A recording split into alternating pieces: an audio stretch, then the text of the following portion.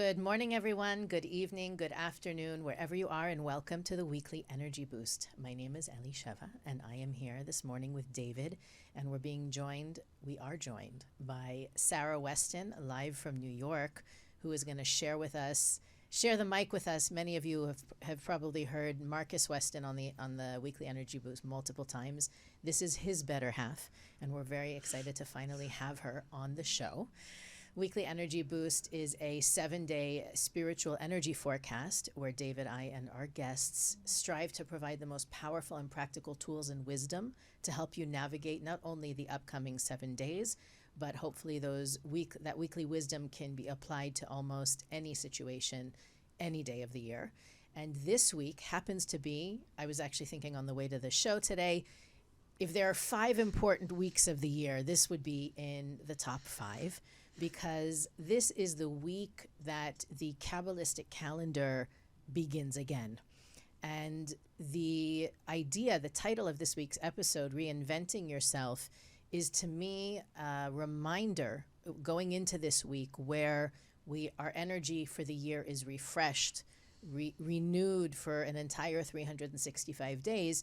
To me, it's a reminder that the universe has this inbuilt structure where we are constantly given opportunity after opportunity, second chance after second chance after second chance to do things over again. There's actually a prayer that we say when we wake up in the morning that essentially says, "Thank you for giving me another chance." And that idea that no matter how much we perceive we've failed or we've missed the mark or we aren't proud of whatever happened, the moment that we acknowledge it and let it go is the moment that we can turn it around and change it. And because we're entering this new era, at least energetically, I think it's an important conversation to have around what do we do when we recognize we don't like something about ourselves, or we suddenly become aware that there is a habit that we have that is actually preventing us from achieving or receiving something that we desire. How do you handle those moments of not only recognition, but I want to call it, what is it when the GPS, when you miss the turn and your Waze has to recalculate? Recalculate. So at any moment that you realize you've made that wrong turn, you can recalculate. But our nature is to roll around in the misery and pity of the mistake, beat ourselves up because we should have known better, blame ourselves and shame ourselves into, we're the worst person in the world. Why would anybody want to give us a shot kind of thing, when the universe itself is constantly giving us shot after shot after shot after shot after shot after shot after shot. So we want to talk this week about how to engage in that process. On one hand, we're getting engage in what process? Of deciding that may have been who I am or what I did. That doesn't define me. Okay. That is what I think is the bottom line is you're saying who I am or what I've done, what I did, and who I was yesterday or even 5 months ago does not define me. You can reset it at any moment. At any moment. And we often talk in the show about the force of the opponent. Yep. Our opponent feeds us this lie that we're damaged, we've ruined everything, it's not going to work. And that, first of all, outing that lie is the first step, I would say. Recognizing that narrative. I actually read about a girl who at 14 asked her parents to take her to the doctor because she thought that there was something living inside her, not realizing that that's the voice of her opponent. Like that constant dialogue in her mind was actually her. She thought something was wrong with her because she was engaging in a struggle between, I know I should do this, but I feel like doing this. Or I know I shouldn't do that, but I'm going to do it anyway. That struggle that we constantly have within us, that's the force of the opponent. And that force exists not to win, but to challenge us to win. And we have people listening to us live right now, knowing that tonight begins that new chapter in their destiny, the first day of Libra, what we call Rosh Hashanah. The destiny starts to be written, and it extends for actually a 21-day period. So you may be listening to us later on in the week. I think probably half the people listen to us in the beginning and half later on, and to know that this is still relevant. What we're talking about is still relevant. And I think I think the point is there's an aspect of it that is released because of the time. Yep. And then there's the lesson which can be applied anytime.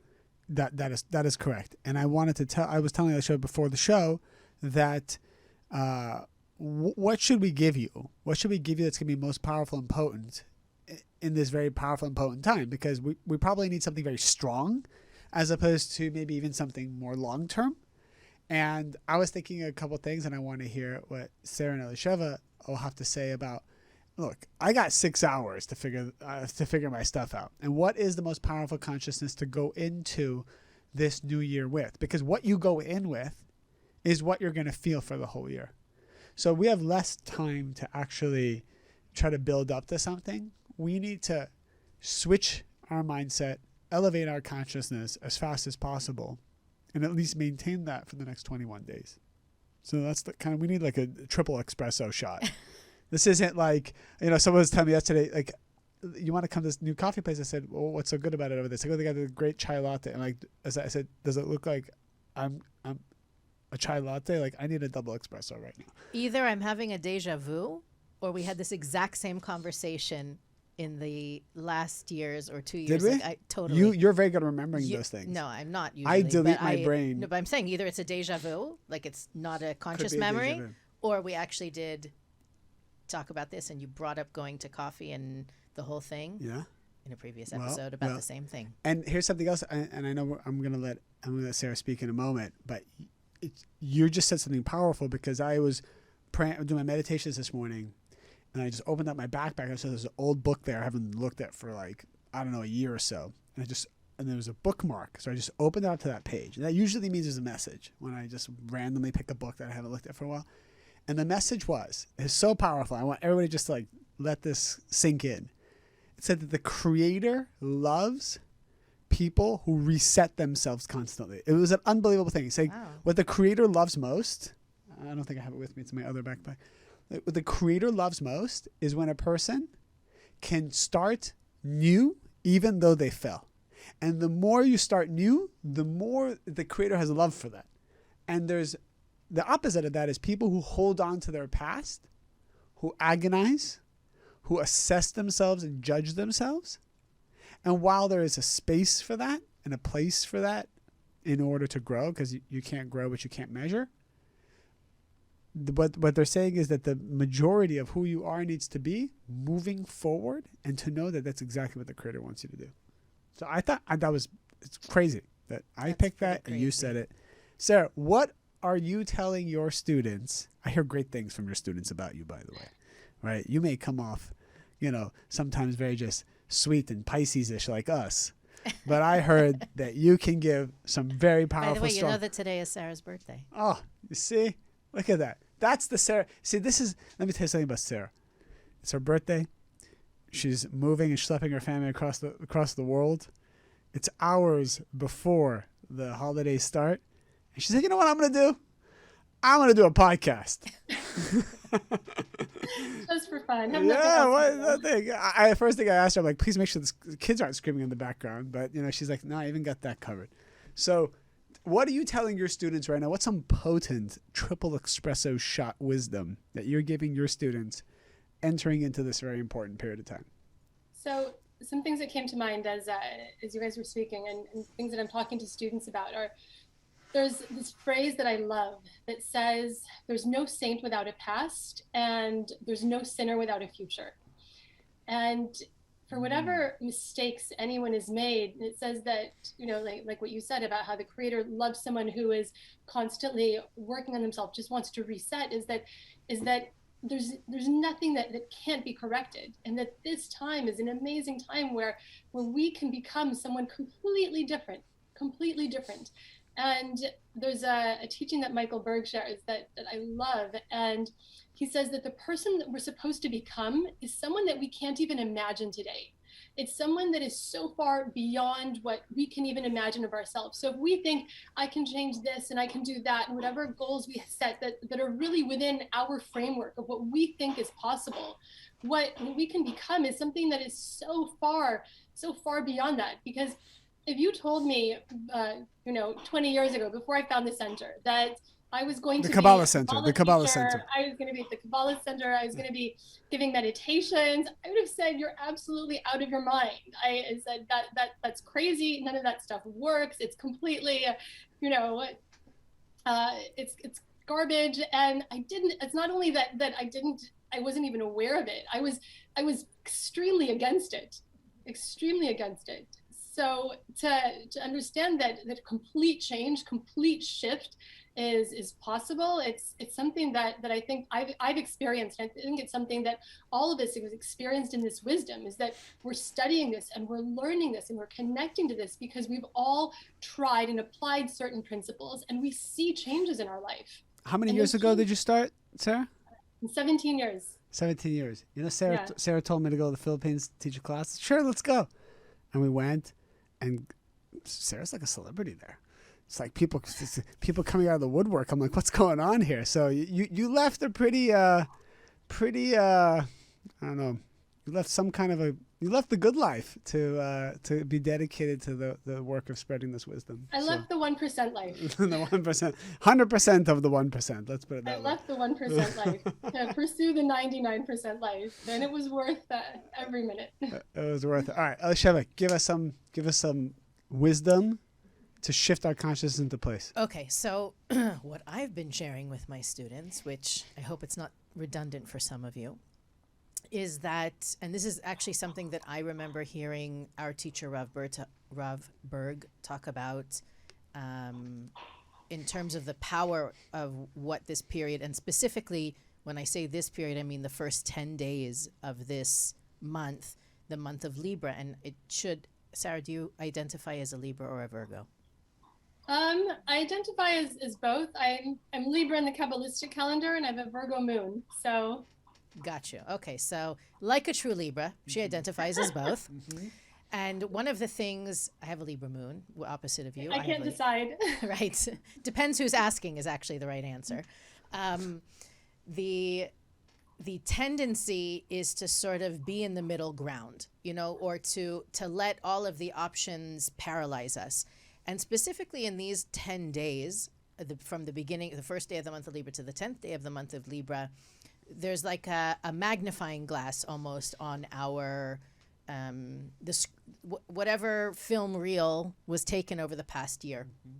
And the Rav Berg used this sort of metaphor of, you may have done different things with good intention, different things that turned out badly, things that may have been, negative, everything from a little gossip here to intentionally defaming someone to stealing, right? Well, you don't have to steal something physical in order for it to be theft. It can be taking credit. It can be whatever.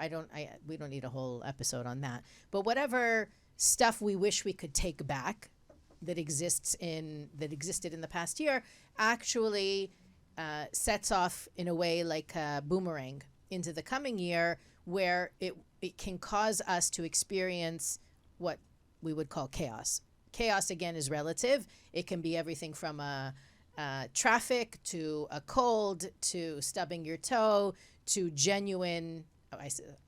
Everything is chaos, right? It's relative to the person, but it can also be really dramatic, difficult things like test results that come out negative, medical test results that come out in a scary way, to the ending of relationships. It can be anything. And the idea is that in this time period, we have the ability to identify those blips. And this is the sort of interesting thing that I've been focusing on in the past month or so, is that it's almost like each one of us has an umbilical cord to the Creator, where we're constantly being nourished with energy, light, wisdom, protection, blessing.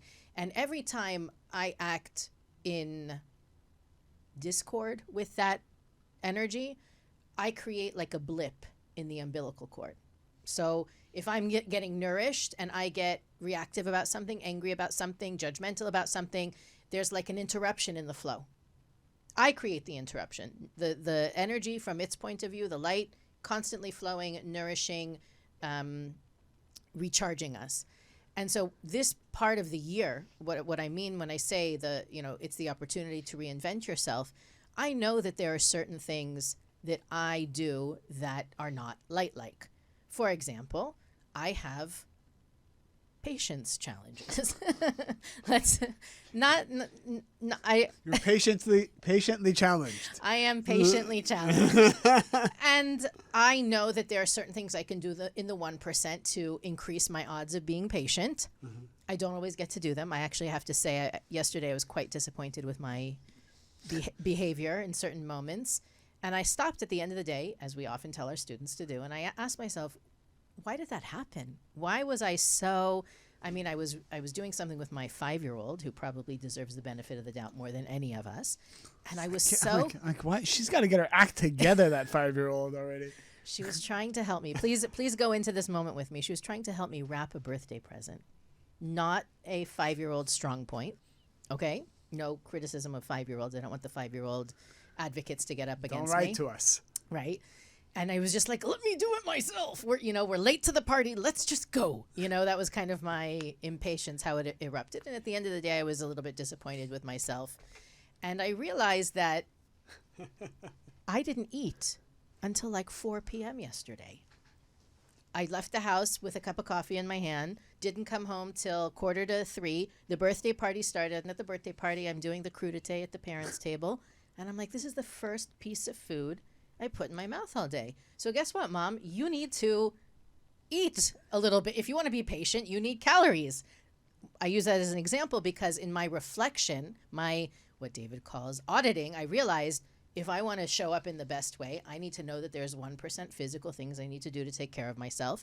It is not selfish. It is certainly spiritual to know those things and take care of them. And then what else can I do to dig deeply into why I was impatient in that moment? My point is, I felt that the Creator sent me into that, I don't want to call it a trap, but it was definitely a test so that I would go into this week knowing that one of the blips that hello, can you hear me? One of the blips that I want to, what's the word? The gaps I want to close in my connection with the light in my life is those moments of impatience. Because it's not malicious. It's not like I'm thinking, how can I decimate my 5-year-old right now, right? It's not, I don't have prior intent, but inevitably I end up not acting like the light. And this is the time in our lives where we can simply by recognizing, acknowledging, and then releasing, we can close those gaps so that there aren't those hiccups in the coming year. Anything from, I don't know, again, like I said. Wait, hold on. You're saying, what are you saying? You're saying that what do you mean by closing the gap so that it doesn't happen during the year? You're saying there's something we can do now, because I want to get this straight, because it sounds right. I just want to spell it out. It sounds right. Sounds right. It feels good. What can somebody do practically to make sure that during the year, are you saying during the year, the impatience won't come up, or it will come up, but there's going to be another strong power that I'm going to have an awareness to overcome it? What are you saying exactly? Both. The recognition, the taking responsibility, my accountability for creating that blip, that space, that darkness in my own life, right? Is what gives me the power during the year. First of all, I'm in this time more than ever, it allows me to, the accountability actually allows me to erase the boomerang that's coming back as a result of it. I see. And strengthens me so that now my awareness is I am going to be more patient. I might not be, Dalai Lama patient. That might not be my destination. It's not about being good. It's about being better. But I will show up in a way that I am more proud of. Okay, so how do we do that? How do we become more accountable in the hours we have left, if we have to start with that? how does a person practically become more accountable? I want to be accountable. I get it. I'm on board with this. Nobody wants the boomerang. No, thank you. Well, I've been talking for a really long time. Can one of you answer that question? Well, Sarah, how does a person, are you following what Elisheva is saying? Yeah. Okay. No, I think accountability is owning it. It's owning what I did. It's not blaming. It's not saying it was this person's fault. It was that person's fault. Because when we're not accountable, we're constantly blaming people or situations or the government or a lifestyle. Anything outside of myself is responsible for what's going on with me right now. So practically, right? I'm saying I'm to blame. No. So we got to get down to it. Because people make up stuff. I can change it. Okay. So it's not the government's fault is what you're saying. No. Government's not trying to control me. The government can try. It's up to me whether they do or not. All right. Just want to be clear. No, Sarah, help me out here. I agree with that. I'm trying to talk in the language of the people. Okay. That's usually my job, but feel free. I just want to make sure none of us get away with high level concepts, and let's make it. Okay, so break it down. What is taking responsibility, being accountable, look like to you, David Guillaume? Well, I'll toss something out there that you can poke holes in. Okay. So, I liked what you said. I want to do something so that I don't have to repeat it again next year. I'm not interested in repeating. I'm interested in repeating the good stuff, the good not stuff. The not good stuff. Yeah. I'm not interested in having the same challenges with whoever, with whatever. If it's relationships, if it's financial, I don't want that movie to come back. A lot of people repeat their same movie. So how do I make sure that movie doesn't come back? Well, why does a movie come back? A movie comes back if you're weak in a certain area. If you're unsure about something, that's when everybody starts poking at it. If you're insecure, that's when everybody starts making jokes about you. So as soon as there's blood in the water, the negative forces attack, right? So how do I enter with the energetic Komodo dragons? That's right. with tremendous confidence. And here's possibly one. Well, the 4 steps of repentance are, repentance pretty much means to return back to that perfect state. Number 1, confession. So a person, you guys said it, to say it out loud, which means I take responsibility for it. So it says, I confess, you can say it to yourself, but it's good that your voice is activated. I confess that I screamed, I was impatient with my child. That's the scenario. So number 2, it's to feel remorse or pain for it, because if I don't really feel something, then it's kind of like I'm just going to do it again. To feel that, how to feel it, maybe you guys can chime in. Number 3, it's to commit to myself that I'm not going to do that. And that commitment can really be looking into your future and trying to visualize every time you're going to be with your child. Number 4 is going through the test and completing it. But as long as you want to go through the test, it's as if you already went through it also. So I think number 4 is the most powerful for me, which is what I want. I want to pass this test. I want. And the final step I'll add to this is the difference between a person who changes and doesn't change is only one thing.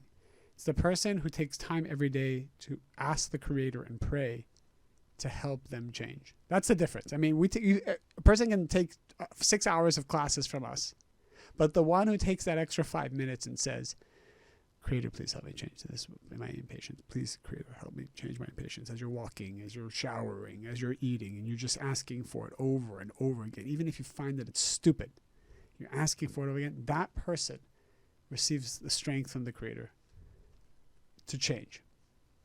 So I think it really all comes down to that final step, to be honest. The asking, the praying, that's what separates all of us who study Kabbalah from the ones who see that they become different every day, every week, every month. And I think that that aspect of repentance is that you don't do it again. It's that real, that I am I take this in so deeply that I decided to change on such a level that I don't repeat this again.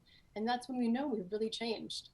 And those are the aspects of us that really everything is changeable. Everything is changeable. And we're back to what Elisheva said before, which is I'll make that commitment.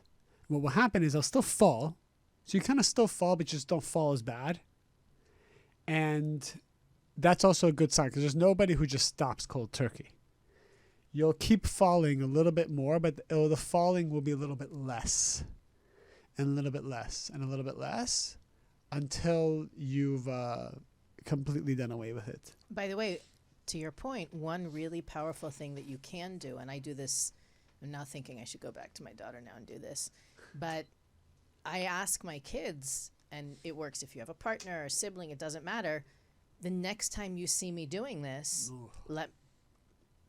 help me catch me. This is advanced Kabbalah. This is very, It's first of all, it's not theoretical anymore. No, let's be 5-year-old's honest here your for a boss second. now. No. Two things. I have other aged kids, so it's not just the 5-year-old that helps me.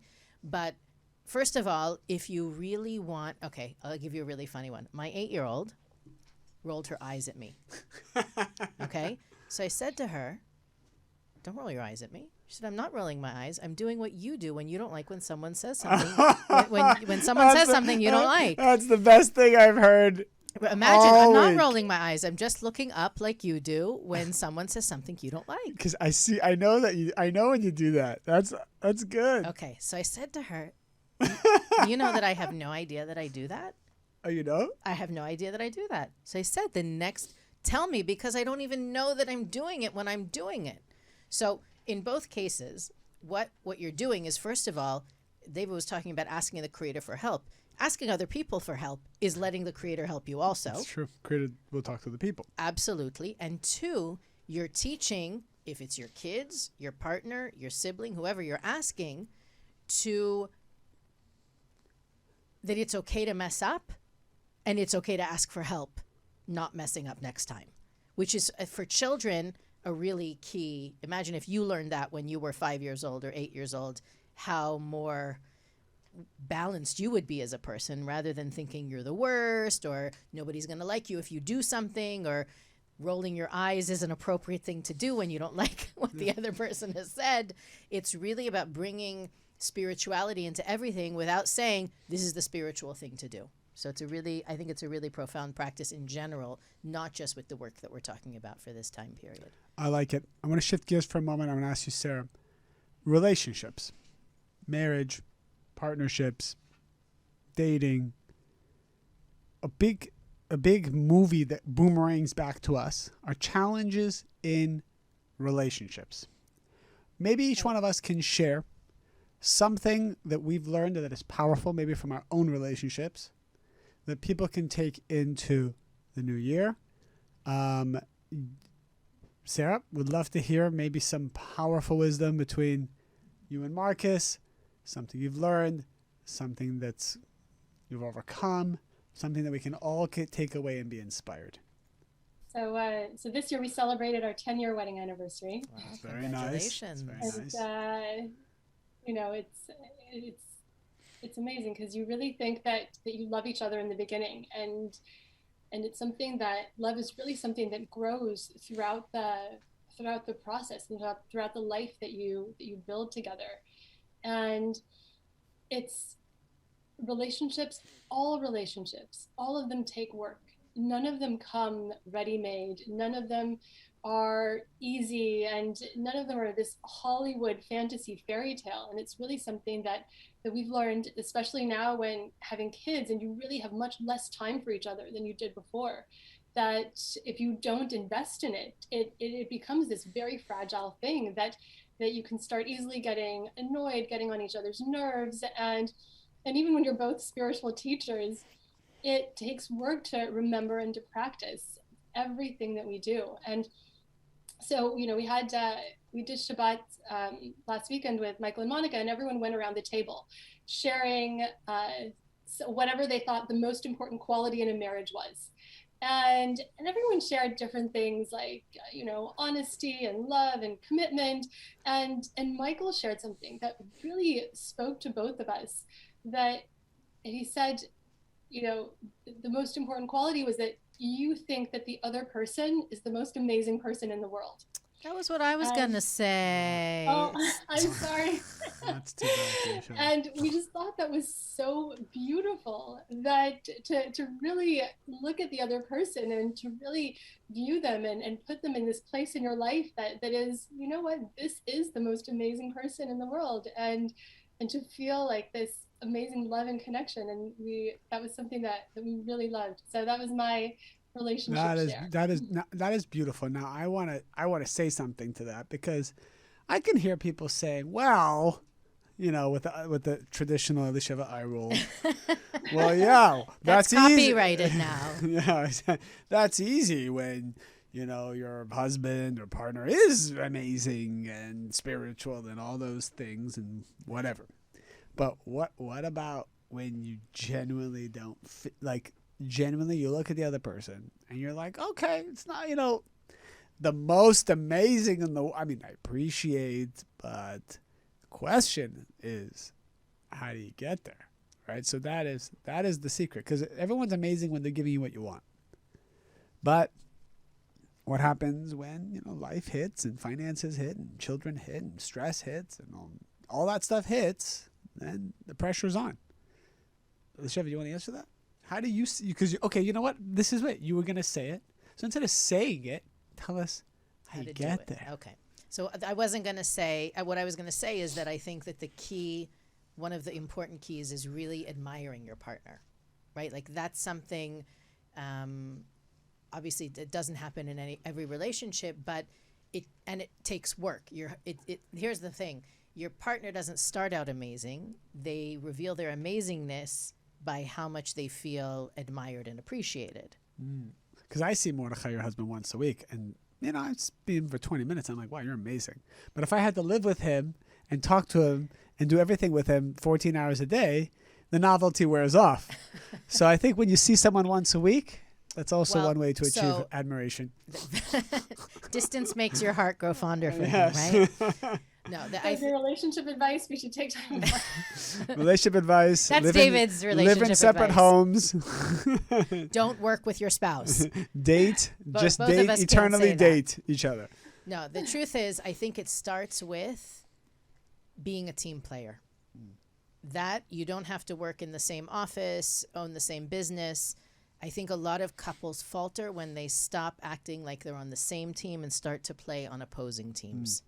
A lot of the work that I've done with couples over the years is in exactly that they feel they're in competition with one another. They are constantly one-upping one another.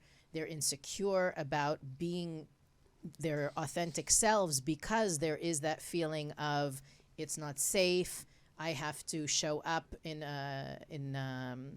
not that I have to show up in a fake way, but if I don't show up perfectly, like I have it all together, they're going to leave me, you know, not like me anymore, etc.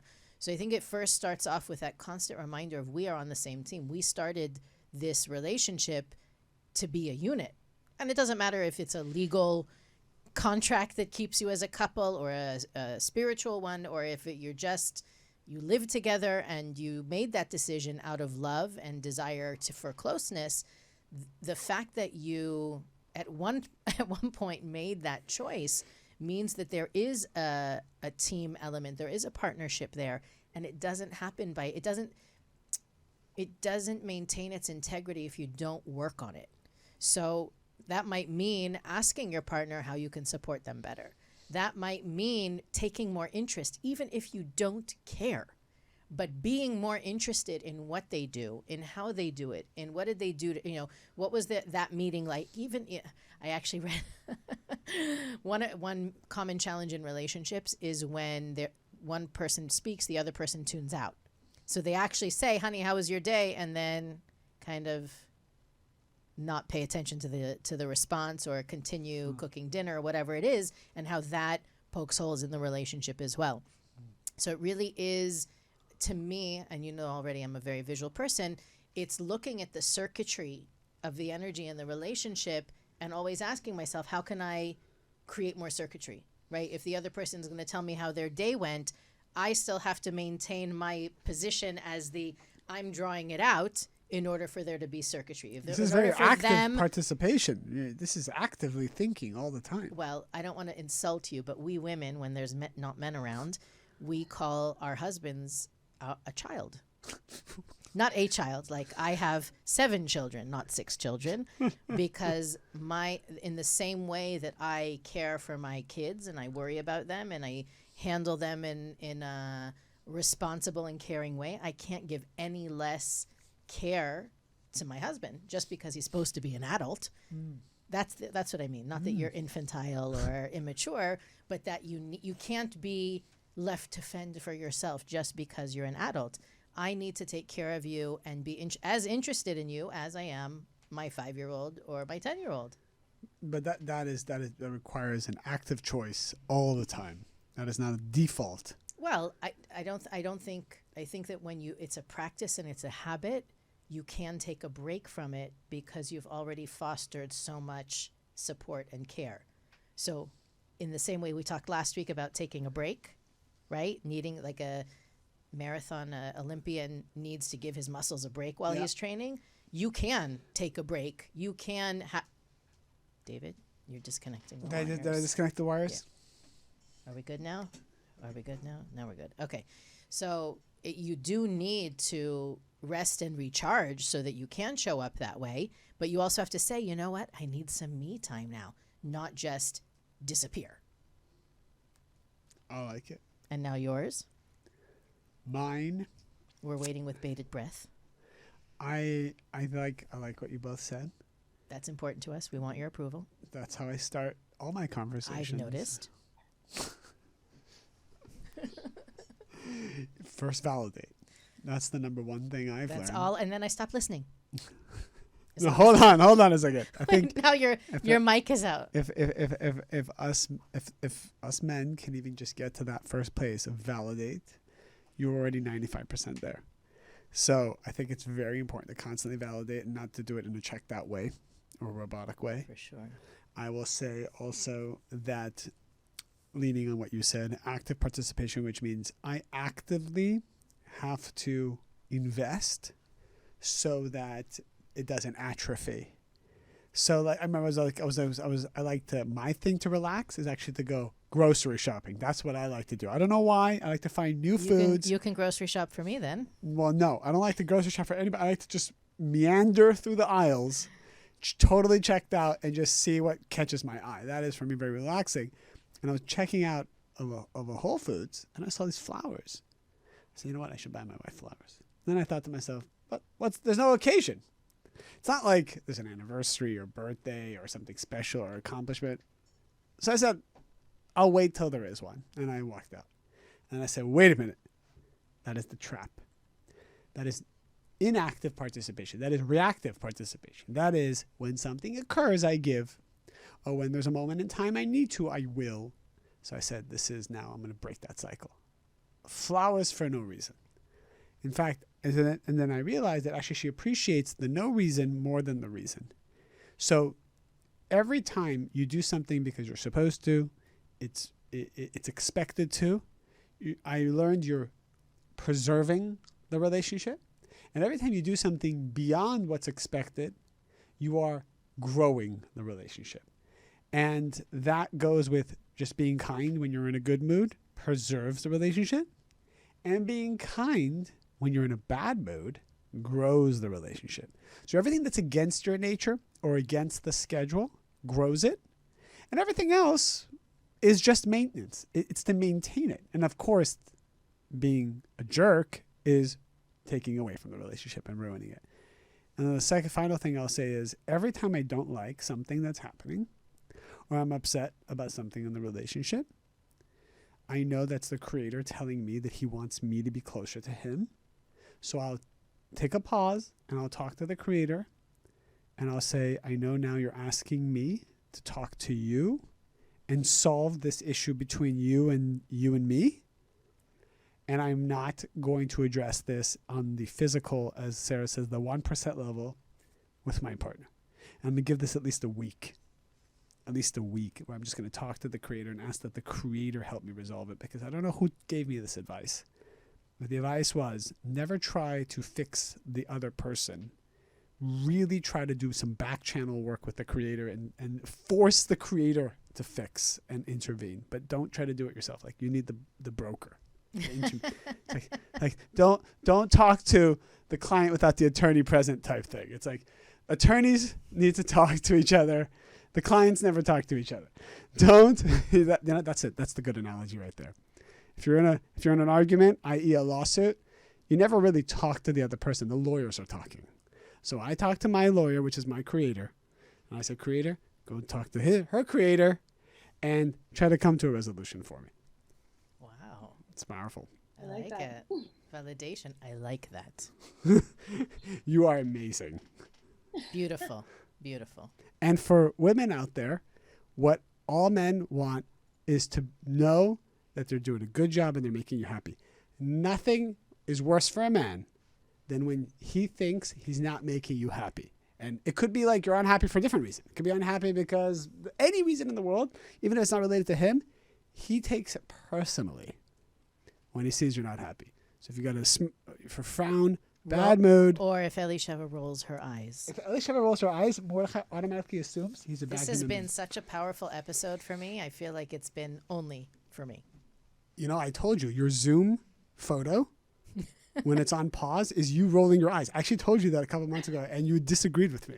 Have you seen this, Sarah, when it's on pause? I've seen this. I've seen this photo. I've seen this photo, and I've seen this face. If anybody wants to do new headshots with me, please DM me. I'm very excited to do that. Just use your iPhone. We don't need anything professional. No, of course not. All right, guys. So one other thing I wanted to throw into this week's episode is that Sarah has become a bit of a celebrity in another sense, David, in that she does these special personalized meditations with students. They don't have to be her students, but with people. Actually, it doesn't have to be a student. I mean, it could be anybody. It could be anybody. It's something that only a few of our teachers are qualified or schooled to do. And I haven't, actually, I have done one, not with you, Sarah, but I would love to hear a little bit more about that, because I think a lot of this time of reflection, people are looking for ways to become more conscious, more focused, more aware of what is getting in the way, and also for tools on how to stop getting in our own way. And I've found that these meditations can be a part of that as well. So the meditation sessions are done one-on-one, or they're done with small groups, or sometimes even with larger groups. And sometimes we know what's blocking us. We know that we have an issue with impatience or judgment or anger, or something that happened in our childhood that we couldn't get over. Or a lot of times people come out of an astrology reading and says, turns out I had this trauma from this past life I lived in the 1700s, and that's why I'm blocked in relationships today, or whatever it is. And so meditation is a way that we elevate our vibration out of the physical world. We elevate out of the 1%, because trying to think about our problems or solve them on any physical or practical level, we can't see through that. So we need to connect to our higher self. Or, we know that our soul lives on 125 different levels, and only the lowest parts of us live in the physical being. So when we connect to our own highest self and higher energies, or different angels that are around us. And sometimes, every meditation is different for different people. Sometimes you bring in someone who's passed away from the past, that the soul is very connected to, that is trying to give the person a message and to help them guide them and hear it. Sometimes it's to go back to a past life and to fix those past life corrections.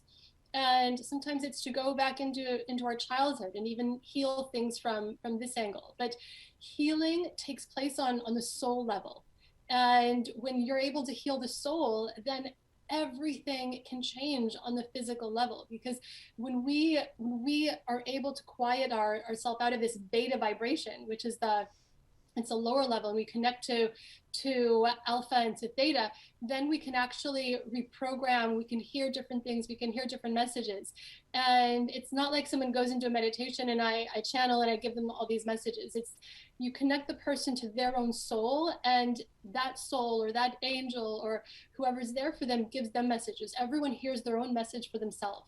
So it's also what a person, when we're able to quiet that physical level, we can actually hear more. We can hear more. It's like, you know, when you're falling asleep and you have these thoughts and ideas and creative solutions, and then you wake up in the morning and you forgot what they were. It's connecting to different vibration where we're able to see and to hear things. So And hold on one second. How long is this session? I haven't, by the way, I haven't done the session. Usually if I do something and I like it, I'm going crazy about it. I'm telling everybody about it. So I can't yet say that I'm crazy about this, but I would like to do a session because I've heard good things. So how long is the session? What's the structure for all the people who are like afraid of like giving up an hour of their time or freaked out about meditation? Kind of slow walk me through this so that people can really see what the inner workings of it are. so it's there are many different meditations. Like I can do a meditation with someone in 10 minutes. It depends on also on how practiced the person is in meditation. Okay. So you can do ones that are 10 minutes. If someone is doing a past life meditation, that takes more like 45 minutes to an hour. That one's quite long. There are meditations where you focus, you take your energy up. If you're going to a past life meditation, we go through the cave of Machpelah in Israel. We go through the 7 patriarchs that are there, and then you go down this different corridor of doors that are all the different lifetimes that we've lived. So you do like a past life meditation and regression that people can see and experience maybe some of the traumas and the wounds that make them feel the way they feel today. It helps someone understand why they might be doing something, why they might have a blockage with this person, why this might have happened to them. And it's something, I remember you said this actually, you said pain is pain when you don't understand why something happened, right? And when you have that clarity to say, oh, this is what happened to me, this is what I'm going through, this is what I need to correct through this, it really helps understand and motivate and get through things that otherwise block us. Beautiful. I like it. I want to try it. Well, if that sounds like something you'd like to incorporate into your practice, you can go to guidance.kabbalah.com and use the special coupon code that we have for our listeners. Actually, probably the easiest way to do it is to go to weeklyenergyboost.com, and right at the top of the page, we have the link and the coupon code for our listeners. So whether you're watching live or you're hearing this later on in the week, you have the opportunity to even book it for a few weeks from now. It doesn't have to be today, but it's definitely a tool that we want to make accessible to our listeners who are interested in taking things deeper, growing in awareness, whether it's past lives or anything else that you're interested in. I think it's a powerful opportunity as we enter this rebooting season to use as many tools as we can. Last final farewell thoughts, David, Sarah? I thought that was great. I think we should do more sessions like that where we just do these. We just do whatever you feel like doing. I mean, that was powerful. It was exactly as David often says. In the middle of it, you got to make your effort, but once it's done, you know that's exactly the way it was meant to be. That's and right. so it was today. So Sarah, thank you for being here with us. Thank you for having me. We'll get you back here again, even from London. And as always, you can like, rate, review, share this episode. You can find us on Facebook, Instagram, YouTube, and everywhere podcasts are found.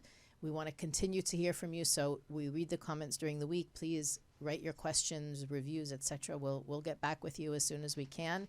Hopefully, we're going to have a hugely powerful week, not only for ourselves, those of us who are listening, but collectively, we're going to create some powerful changes in the world this week.